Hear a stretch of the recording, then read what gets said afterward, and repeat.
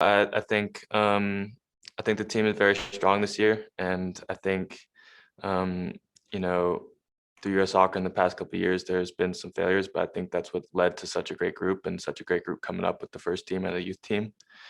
So we're excited for this challenge, and I think the message between the team has just been focused on the moment. We're not too worried about the past. We're not too worried about the future. We're focused on the next game, and we're focused on Costa Rica right now.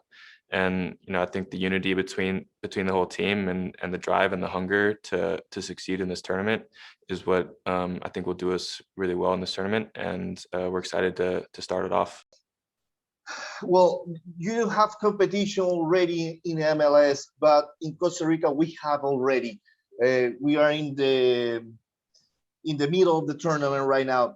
If this could be an advantage for Costa Rica players that you don't have already because the MLS is in the beginning of the preseason? Yeah, definitely. I think it would be nice to be fully into a season and have guys have games under their belts and mid-season form. But I think a lot of the guys were a part of our January camp and got to play in the game there. And I think they kept the momentum going. And I think from day one, guys came in fit. So it's definitely something that could have helped us a little bit more, being a little bit more game sharp and game fit. But I think the group did really well of maintaining a hunger during the break and working on themselves and improving themselves. And I think the team looks good and ready to go and sharp. Hi, Jackson. A pleasure. Kashmir Gomez from ESPN here in Costa Rica. What do you know individually from Costa Rica? Have you worked individually on the study of Costa Rican soccer players, or is it a more general analysis? Thank you. Yeah, we know some of the players from back home. They're good players in MLS and they're good players abroad as well. So we've definitely looked at the team individually. They have a lot of pace and aggression in defense, and they like to get after teams going forward.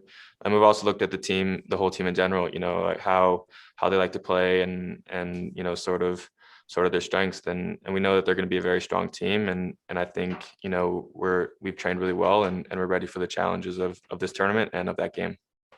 Thank you. Hey, Jackson. I wanted to ask you quickly. I know last week they opened up the capacity of the stadium to 25% for attendance. And, I asked Sebastian this a couple of days ago, but I want to ask you, how does that energy feel different? And especially given that a lot of you guys probably haven't played in front of a lot of fans over the last year, how does that help you, or how does that impact your focus on the game? What do you guys need to do to kind of bring that energy in a positive way? Yeah, I think one of the qualities of this team is, like I said, the hunger of it. So I think with fans, without fans, I think we'd bring the same energy. I think, of course, during the game with the fans, there's a different aspect of the noise and the concentration. I saw it in January and in a few games of last year of teams having fans, and it is a different feel. The loudness of the stadium, even when it's only 25% capacity. So I think the guys are excited to have people in the stands. Some of the guys have family members coming, and I think that gives a little extra motivation of proving ourselves and playing the way we want to play. And so I think guys are ready for those games, and we're excited to kind of play in these games with fans in the stadium.